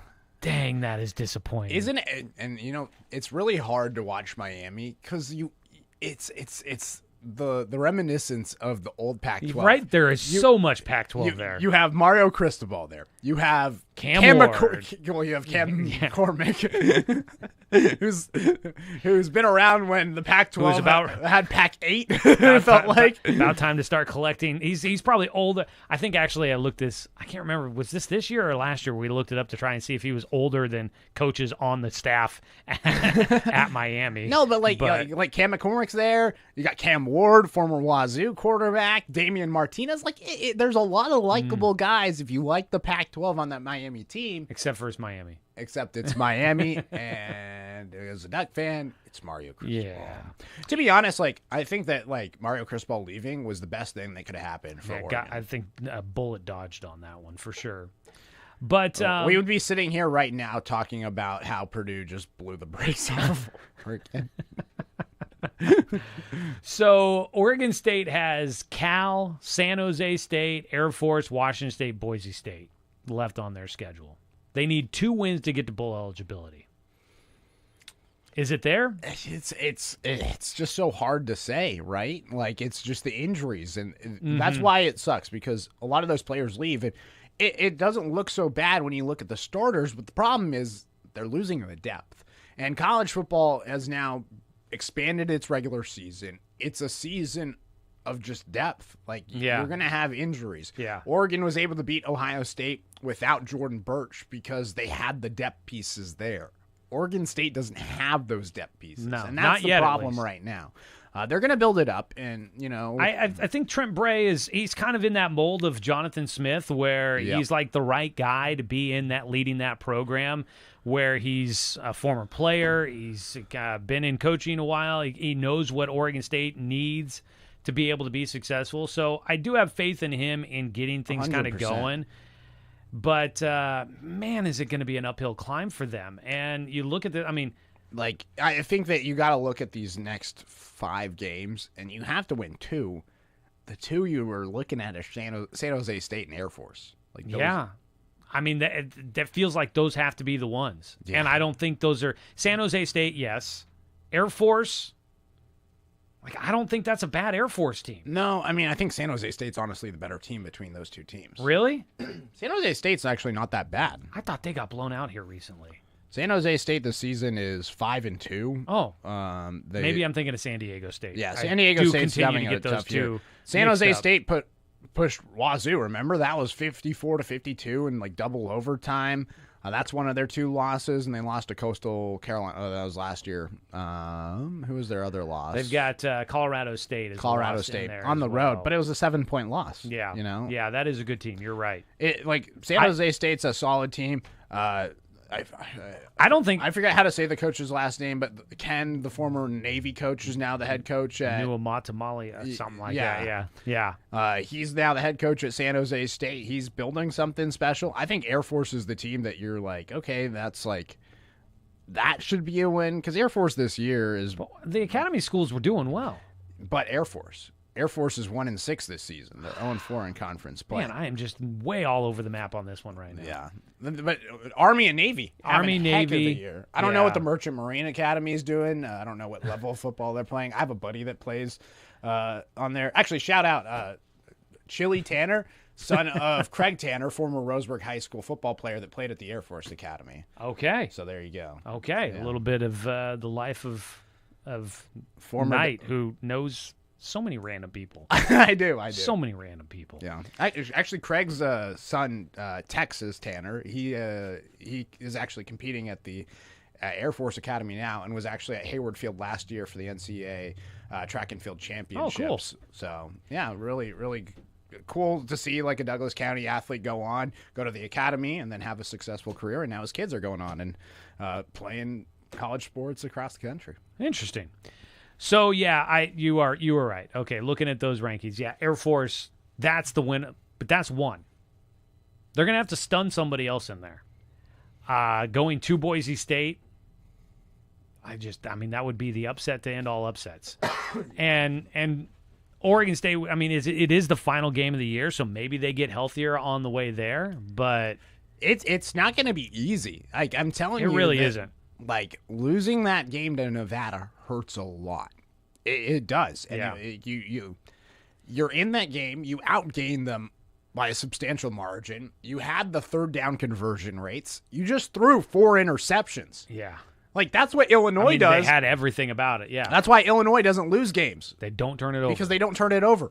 Oregon State lost that game because they turned it over. Yes. And you can't have that. I really don't know if they're going to make a bowl. Like, at this point, like, I think that Cal is a tough team to play. I think San Jose State's a tough team to play. Air Force maybe is your game that you win, but at the same time, you're going to 6,700 feet. Like, that's a tough environment to play in. Sure, you've played in Colorado before, but you haven't played Colorado Springs. And that's a tough environment to go up to. It's suffocating. Home against Wazoo in the Pac-2 championship game. That's maybe a game that you can pull off. Like, just the emotions around that game. Like, anybody can win this type of game. It's home. It's kind of like, you can never count the Beavers out against Oregon, no matter what the case is. And it feels like that's their game this year against Washington State. And then Boise State on the road to end the year. Like, I'm sorry, Ashton Genty's much better than you. Yeah, no, totally. So if this year doesn't work out. Also, 9 a.m. game for that one. For Oregon State at Boise State. Wow. Interesting. Talk about cracking open 2 IPAs 8 in the morning. Get the potatoes in the fryer. Let's get going. So obviously not what you were hoping for, and they're just in such a weird spot where you had hopes of like we're this outsider, we're like if we get hot, maybe you become America's team that you got left behind, and everybody's going to start rooting for this little chippy underdog or Oregon State, and it just hasn't been there. Mainly a lot of injuries that have really kind of helped derail that season, and the loss of all the players and the turnover. It was huge. Everything was up against it. I'm curious where the temperature is with Oregon State fans, and I came across this. Nick Deschelle writes for the Oregonian. He covers the Beavers. He did a mailbag, and somebody, and I don't know if this is a troll. I don't know what, but somebody wrote in and he put it in his mailbag story. They wrote, quote, "I think Oregon State should really consider turning their focus to becoming a basketball school. Football just isn't in the cards at OSU. It wasn't in the old Pac-12. It won't be in the new Pac-12. With the teams they got coming in, if they focus resources, NIL, on basketball in a few years, maybe it could pay off." And I guess I reread that now, and it's like, I guess the person's not saying don't have a football team, but that was the response from Deschelle, is that there's no way they're cutting football. And yes, there's no way that a team that is going to be a Division I program is not going to have football and look to try and be considered. Like, there's only football's the money maker, right? There's only a couple of universities across the country that have been able to survive on not having football. And I mean, Gonzaga's one of those, but there's no way Oregon State's going to be able to survive. It takes a special conference, and it takes a special institution. You think about the schools that are succeeding in just basketball only. They're private institutions that generate a lot of money via their in a lot tuition. of different ways. Because it's the Big East. It's the Marquettes of the world. It's the Providences. It's the Gonzagas that are these private Catholic institutions that are able to sustain themselves because of that. Yeah. I actually don't hate that take. You got to wake up and realize like the new Pac-12 football landscape isn't going to be all that. Like the media right deal that you're going to bring in probably isn't going to be successful. But what you are bringing in is really good basketball schools. You're bringing in San Diego State. You're bringing in Gonzaga. These are schools that have reached the Final Four in the past decade. This is the opportunity for Oregon State if they want to build something special. The Pac-12 could kind of be, the new Pac-12, I should say, could kind of be the Big East of the West Coast. You know, like the smaller schools competing basketball-wise, and if Oregon State turned their focus to a little bit more basketball, I think it could work out for them. We've seen what it's done for their baseball program, right? They're a powerhouse in the Pacific Northwest. They built the nice facility. They've used a lot of resources to build a program that is respected on the West Coast, in the Northwest specifically. And I think that you could build that in the Northwest. Sure, you're competing against Gonzaga. It's a little bit tough when you're competing against Gonzaga for Northwest players, but at the same time, like, you have probably more money than Gonzaga in terms of NIL and just overall revenue you're bringing in from donors and alumni. I don't hate the take. Like, I really don't hate the take. That's interesting. And, I mean, you make some fair points. I just... Like you have to wake up. Like it's your reality is that your football games against, you know, Utah State isn't going to drive in the same revenue as your football game against Oregon or your football game against Utah. Like that you're going down a substantial margin. Like you're going to lose a lot of money based on football revenue, but you can make it up to basketball. I think that you need a lot of work to do to Gill Coliseum. Like, that's what I was, you know, you mentioned all that, and it's like, okay, I get where you're going with that. You still have to have football, and the football product has to be something that it can at least... It's going to exist. It's got to still generate revenue because you can't rely on everything else to be able to do that. And the other tough thing is they just renovated Reser. And that was it. They just went all in on renovating Reser Stadium. You spend a bunch of money, you got to pay it back, and that means you got to have butts in seats at that place. Now, the ticket sales aren't going to pay off Reser Stadium anytime soon, so it's got to be that the media revenue rights, all of that kind of stuff that's going to help go that direction. But it's not necessarily the worst because, like you said, they are going to be bringing in a lot of big basketball programs into that conference. And if you've got a deep conference that is putting teams into the NCAA tournaments, that generates a lot of that's a healthy number on your balance budget at the end of the year, and that can go towards helping pay that off. So it's interesting. I mean, football's not going away, which was kind of the take that I got from reading that initially. But I guess I could see where Oregon State turns the attention. I don't think football's going away. There's no way. I think you just got to realize that, like, the odds of you making the college football playoff are going to be a little bit lower because you're not in a Power 4 conference. It's not going to be something that you can consider as and it hasn't been in a lot. Like Oregon State bowl eligibility has been the question for the last half decade. Like, can they get there? Yeah, the difference between football and a sport like basketball is that, like, in football, 12 teams make the playoff. In basketball, 64 teams make the playoff. 68 teams make the playoff. And they're looking to expand even that. And you can expand that even more. And so you have an opportunity as a smaller institution. I don't mean that in terms of student population, just like a smaller athletic conference to make something of it, right? You can compete for national championships in baseball, and you can compete in softball, and you can compete in, you know, men's and women's basketball with a smaller unit because at the end of the day, there's a lot more talent spread out. Teams roster sizes are smaller, right? In football, you have like 100 players on a team. Yeah, the talent is kind of pushed all towards like the top teams, and that's why you have the depth pieces. I think, like, if you looked at Oregon's roster this year, I'd say almost a majority of their second and third string could start at Oregon State this season. Like, yeah, and I don't think that's a bad take. No, like, they'd be getting playing time. They'd get a lot of playing time at Oregon State this season. And you just have to wake up and realize, sure, maybe you're not going to be able to compete with the Oregons of the world anymore based on the reality of what the new conferences are, but you can still compete with the Oregons of the world in basketball. Yeah. And so you have the opportunity to compete for a national championship. I don't hate the take. Like, I think that, like, sure, you should still prioritize football. Football brings in a lot of revenue, and I think that you should aim to be one of the top non-Power 4 teams. But at the same time, like, you should be one of the top Power 4 teams in sports like basketball. Yeah. Yeah, no, that's interesting. You've swayed my opinion on kind of where that take was going with that comment on the mailbag there. Interesting. That's what the tailgate's all about. A little bit of conversation, a little bit of stuff. Oregon State at Cal, the Calgorithm. How's Cal? I know you're just like bought in on Cal. So are they still good? I think they're good. They still going to be all right? They got Jaden Ott to go. Don't get that stuck in my head again here. OTTOGO.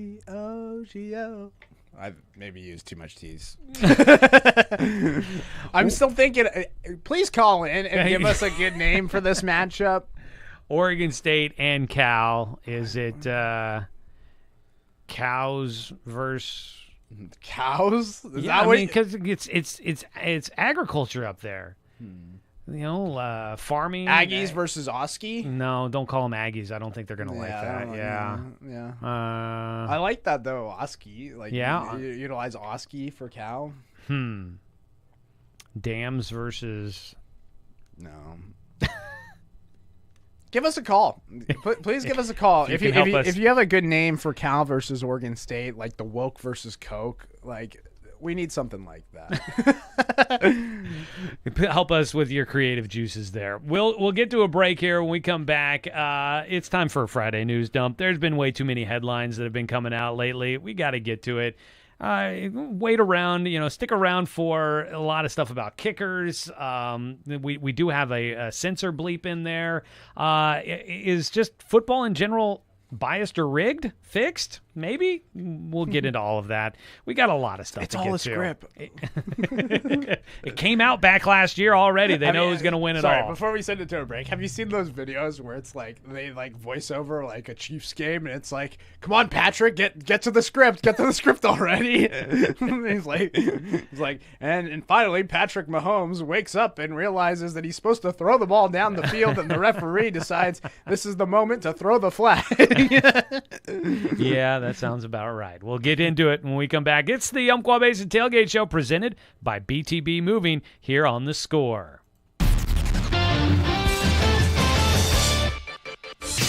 For your Score Sports update, I'm Nate Jarecki. The high school football season is down to the final 2 games of the regular season for most teams around the Umpqua Basin. And every game is oh so meaningful as teams try to push towards the postseason. The Roseburg Indians are playing their final home game of the season as the team will celebrate 21 seniors tonight prior to kickoff against the Eagle Point Eagles. The game gets underway at 7 p.m. You can tune in for coverage starting at 6:45 on The Score, 92.3 FM and 1490 AM, or you can watch the live video simulcast at 541radio.com. We also have the Friday night pregame show presented by Mountain Mike starting at 6 o'clock on The Score. There's big matchups at the 3A ranks as well. The South Umpqua Lancers have a hold on second place in the league standings and will try to hang on as the Douglas Trojans visit Tri-City tonight. Douglas is trying to stay in the playoff hunt after dropping its last 2 games. The Lancers and Trojans kick off tonight at 7 p.m. Sutherland is also in the hunt for the postseason, but the Bulldogs are on the bubble. Sutherland hosts Coquille with a chance to make up some ground in the standings. That game kicks off at 7 p.m. You can tune in for broadcast coverage starting at 6:45 on I-101 FM with Dan Bain on the call. At the 2A level, Oakland is closing in on the league championship. The Okers host last place Bandon. And the Glide Wildcats are trying to play catch-up as they'll travel to Lowell. In 9-man football, we got a great battle between North Douglas and Cross Point Christian in a virtual league championship game. The 2 squads are both undefeated, and the winner will have the upper hand for the title with 1 week left to play. That game gets underway out in Klamath Falls. And Riddle heads to Glendale for a South County rivalry. And in 6-man football, Elkton hosts McKenzie. Check out the full schedule online at 541radio.com. For UCC, the UCC women's soccer team is on the road to Oregon City to face off against Clackamas, and the volleyball team is up in Albany against Lyndon Benton. Whether it's across town or across the state, moving is always a chore. So let BTB Moving help with your next move. BTB Moving is a labor-only company offering statewide services such as packing and unpacking, loading and unloading, piano moving, cleaning services, and 24-hour emergency services. BTB Moving is an affordable, veteran-owned company here to help with your next move. Call 541-315-0122 or find BTB Moving on Facebook. That's BTB Moving for all your moving needs.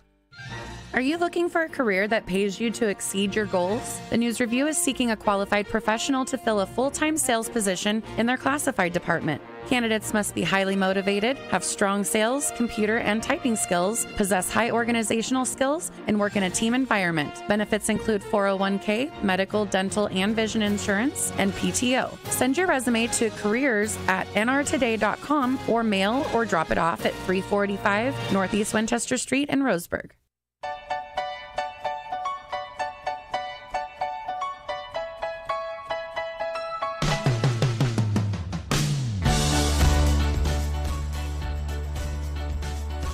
Come hang out at our tailgate party. Give us a call at 541-673-5551 or send us your thoughts on the 541 radio app or find us on Twitter at KSKR The Score.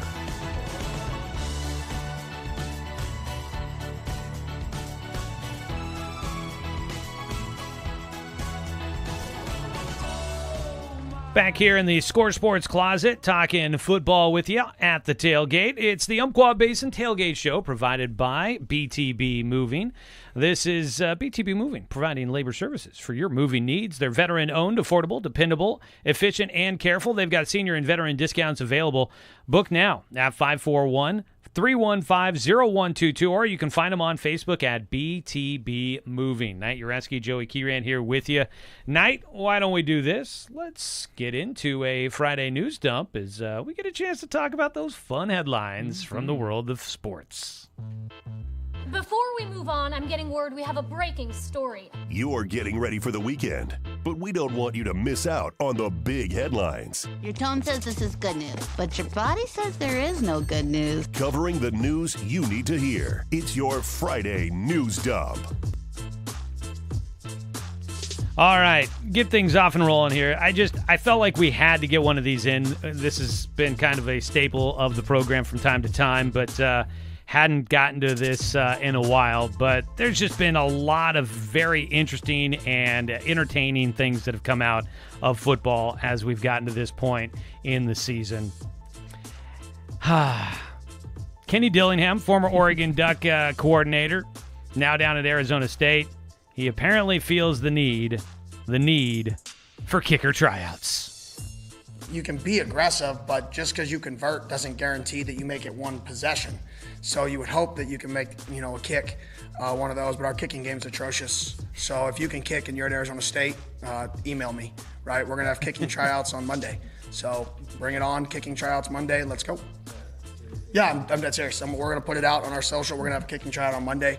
We got to find somebody who can make a field goal. Oh, boy. He ended up having to apologize, and I get it. Like, you probably don't want to throw one specific guy on your team under the bus, and I know he wasn't trying to, but when you say we need somebody that can kick a field goal, that kind of limits exactly who's going to be the guy that you're talking about. Yeah. He immediately apologized on Twitter that night, and I think that's the right response from your head coach. I could see the frustration. I think Oregon fans would not be opposed if Dan Lanning came out and said the same thing. It has been a little frustrating for the Oregon Ducks in the kicking game. So, I would agree with you.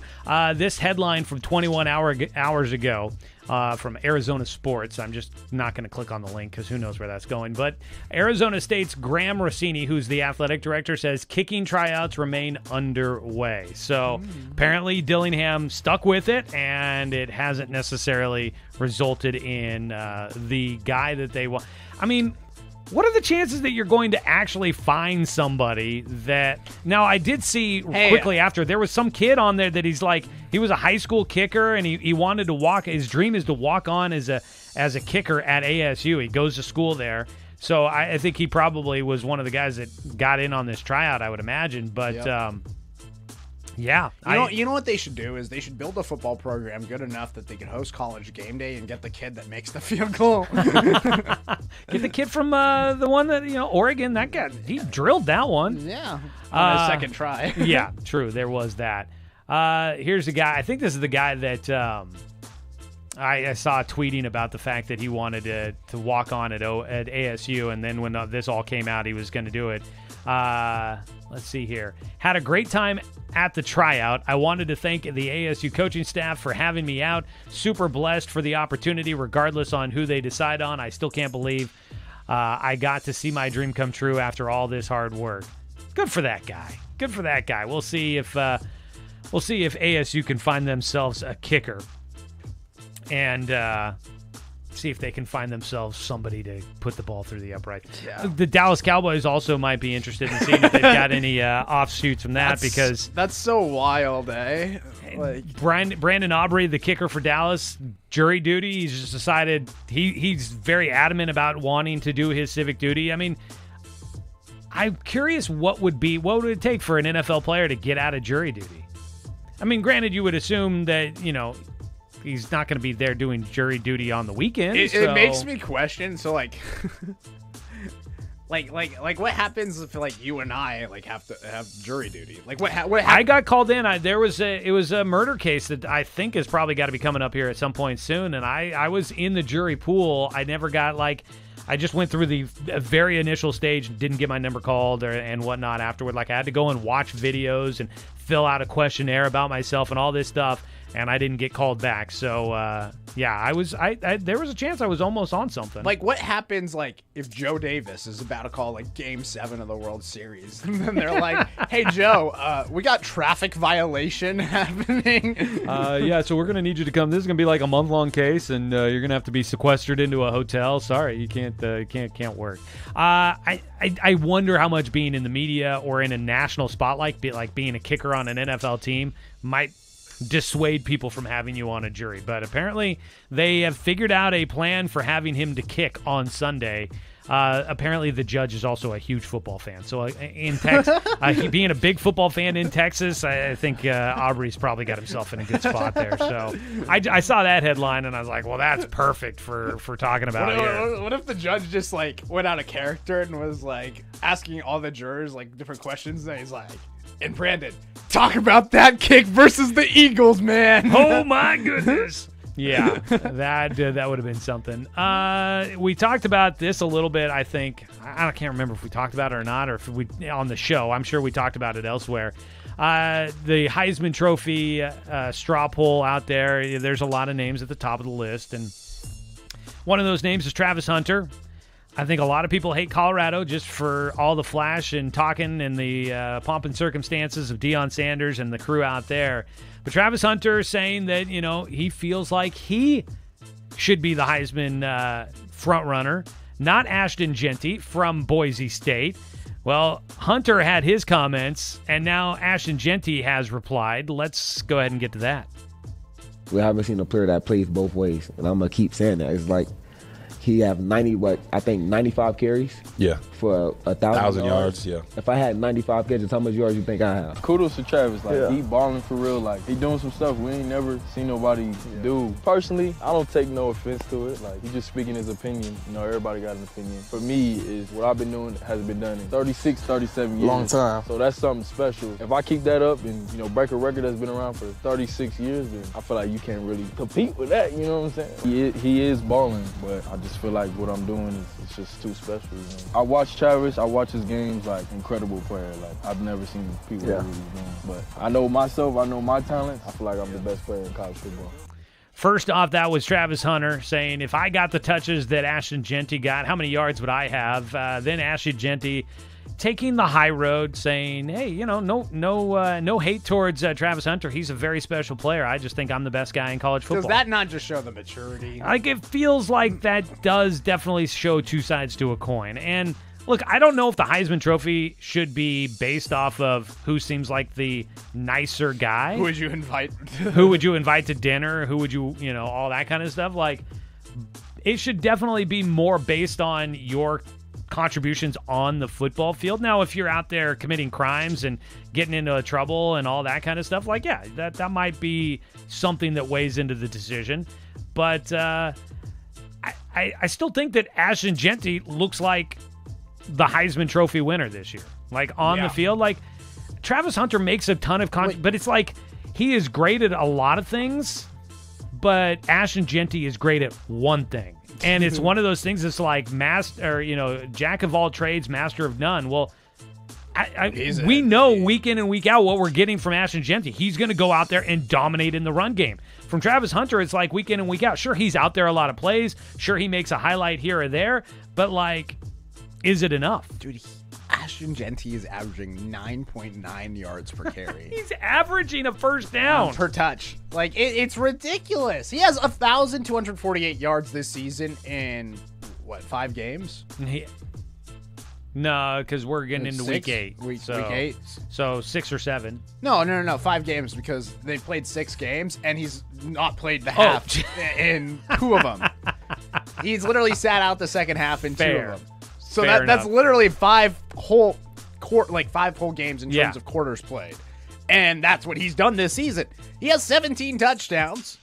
The guy is ridiculous. Yeah. I mean, we talked about the over-under of, 188 yards on the over-under on his rushing yards for the game, and he did it in a first half. Didn't even need the second half to hit the over on 188 yards, which sounded ridiculous to begin with.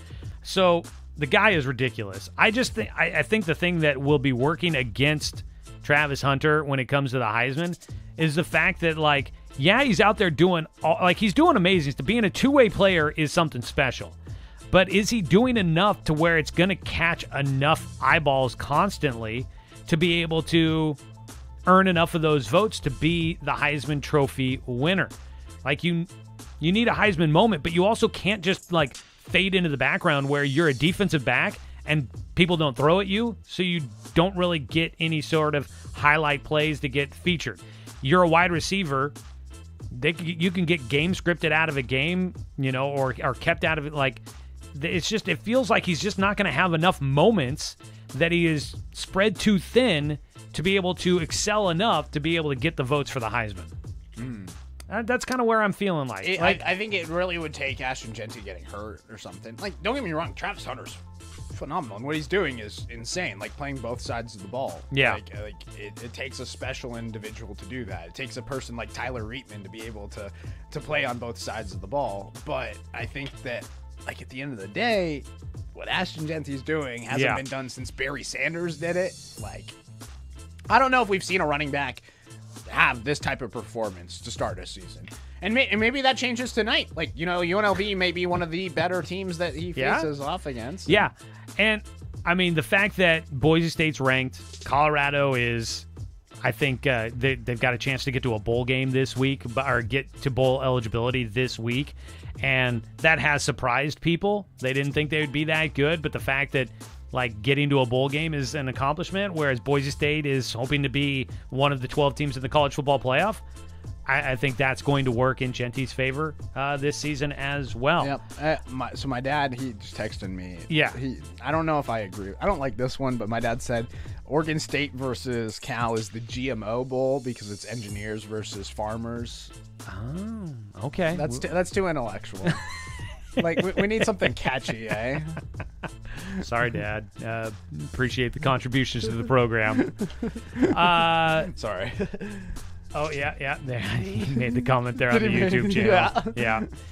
So, Still thinking about this one. He's going to get there. All right. We talked about the fixes in. Apparently last night after the non-call on the face mask that apparently there was a lot of narratives out there about the NFL that the game script was that it was supposed to be the Rams that win that game last night, and that's why you get no call there.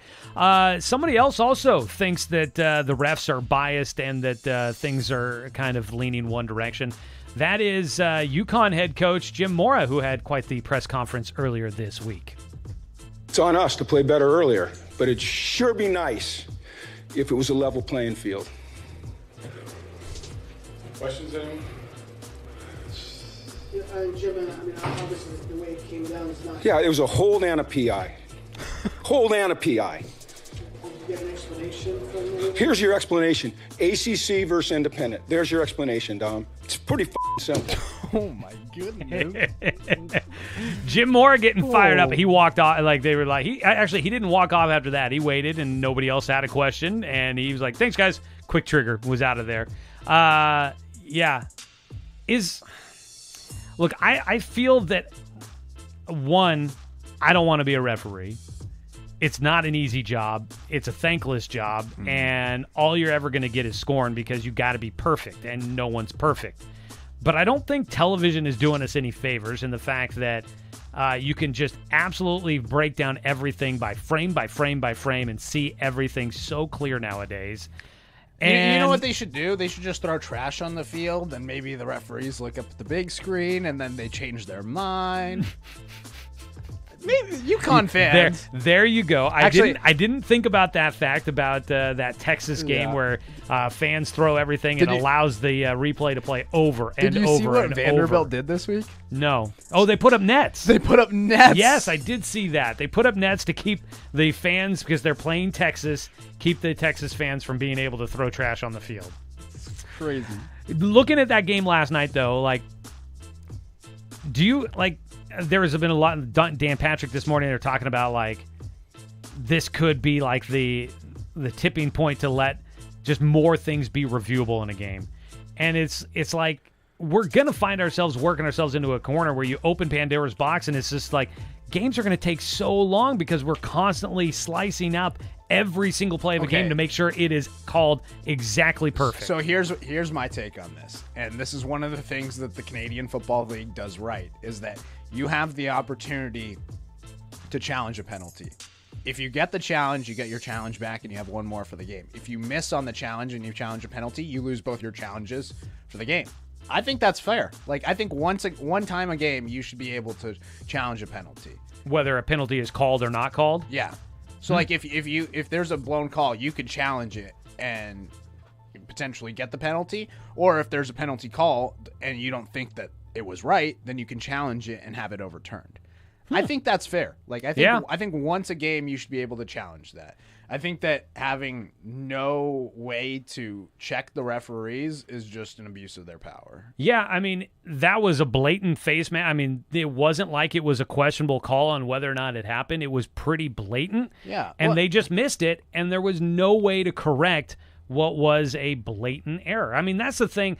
Like, I don't think fans want to sit there and parse every single thing, but you do want the things that are blatant that, I mean, look, we've had this through a year. I mean, the first thing that popped in my head was the hand of God. Like, that doesn't happen nowadays. Like Maradona and the goal and the World Cup for Argentina. Like, that doesn't happen nowadays because we've got such great technology that goes with it. This has happened through time where, like, there have been things that have just been missed because we're humans and we're fallible. You might not be looking at exactly the right position. But those things that are blatant like that, you want fixed. But things that it's like, oh, no, he tugged on his jersey when he was out of his break. Like, we don't need to go back and check that. So, yeah, we got to be careful there. But I like your idea there.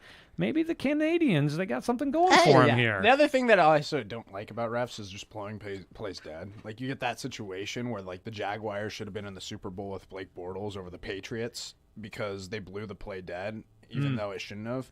I think that you got to let plays roll out a little bit longer. Well, and they do that nowadays a little bit more. They need to do it a little bit more. Yeah. Even when it's like obvious that they shouldn't, like the play should have been dead, but they just let it keep going because, well, we'll just go back and fix it in post. Yeah. Interesting. Refs, that you guys, hat tip to the referees out there. It's not an easy job. You guys work your butts off, especially at this local level. Give them a break. They're doing the best they can, and without them, we wouldn't have our games played the way they are. We need them desperately. So if you're out at a game tonight, don't give anybody a hard time. Now, if it's the pros, there's a little less, but I mean, still, I think referees should be held accountable a little bit more. That's my take. Nice. We can talk about this more on the other half of this break. Well, we do got to stay on time here. Yeah, that was our Friday news dump there. Just some of the fun headlines from around the world. The one last one that I was going to throw out, but we just need to get quickly here. Did you know that apparently Uncrustables are the favorite snack of at halftime of most teams and post-practice during the week? League-wide, they eat about 80,000 Uncrustables in the NFL. The more you know. Wow. We'll be back with the Umpqua Basin Tailgate Show here on The Score. They're just like me, for real. Autumn leaves are falling, kids are going back to school, and everyone is preparing for the cold, wet weather. Make sure your car is ready to take on whatever this fall is going to bring your way with a stop at Chuck Swarm and Family Auto. Hi, I'm Josh, and my dad and Papa will make sure your vehicle is safe and sound through the changing seasons by checking fluid levels, belts and hoses, and a complete safety check of all your vehicle's operating systems. When it's your family in the car, let our family make sure that everything is running smoothly. See us on Old Highway 99. The flavors of fall are enjoyed by all the animals at Wildlife Safari. The cooler weather makes the 600 acres of drive-through wonder even more enjoyable for you and the animals. Schedule an animal encounter to get up close and personal with many of our furry and scaly friends. The free Safari Village offers dozens of friendly faces, gifts in the Safari gift shop, and lunch or snacks at the Village Grill. Dates for encounters vary, so for details, visit wildlifesafari.net. If Alaska is still unchecked on your bucket list, you should plan to attend On Stage Alaska, a live presentation by Holland America Cruise Line and Travel Leaders Flyaway Travel. It'll showcase cruises and cruise tours to Alaska and the Yukon by people who live there, and they'll share knowledge and experiences. And it all happens Sunday, November 3rd from 2 to 4 p.m. at the Flyaway Travel Event Center next to their offices on Harvard Avenue in Roseburg. RSVP at 541-672-5701. Hope to see you there. It's a new era of Oregon State football this fall, and you can catch all the action on The Score, 92.3 FM and 1490 AM. Fly sweep action to Card. Zachary to the 20, 15, 10, 5, right sideline and in! Touchdown Beavers! Zachary Card on the fly sweep. Tune in for OSU football on The Score, 92.3 FM and 1490 AM. Douglas County's home for the OSU Beavers. A stove from Fisher's Hearth & Home will keep you toasty warm during the cold season. A new addition from Saving Grace Pet Adoption Center would love to be kept warm too. Hi, I'm Barbara from Fisher's Hearth & Home, and we are proud to sponsor the Saving Grace Pet of the Week. Hey everyone, this is Sin from Saving Grace Pet Adoption Center. Harry the dog has been with us for almost a year now, but we know his forever family is out there somewhere. This sweet, affectionate guy is just waiting to fill your life with love and joy. Imagine Perry by your side. Whether it's enjoying your morning coffee on the porch or snuggling up at night, he'll be your constant source of comfort. Perry loves long walks and exploring new places, turning every stroll into an adventure. Come meet Perry today. You just might be the one he's been waiting for. Whether it's a wood, pellet, gas, or electric stove, indoor or out, Fisher's Hearth & Home has the right stove for you. Call our family at 541-672-0306. For a cozy companion to be by your side and enjoy the fire with you, visit Saving Grace Pet Adoption Center in Roseburg or visit savinggracepetadoptioncenter.org.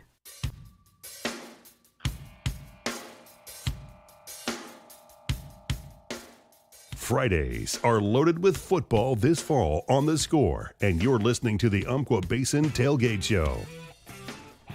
The one and only here in Douglas County, live and local sports talk for you.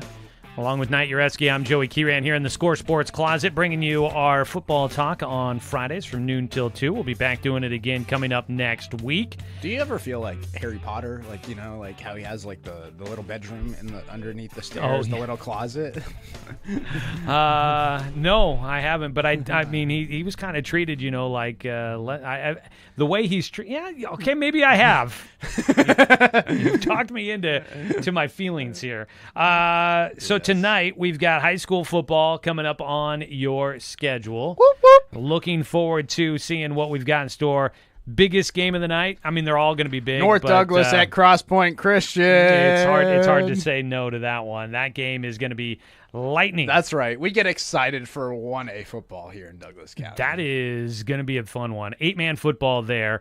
Both teams are undefeated. It's basically kind of a de facto league championship as you look at it. And there's still another week to go next week, so maybe you don't clinch necessarily, but you at least get yourself the spot to be able to have it. I guess, with one more game to go, I guess if you win this one, the worst you could do would finish with one loss. You'd finish tied with the other team if that were the case, but you would have the head-to-head. So I guess maybe it is a de facto league championship. Yeah.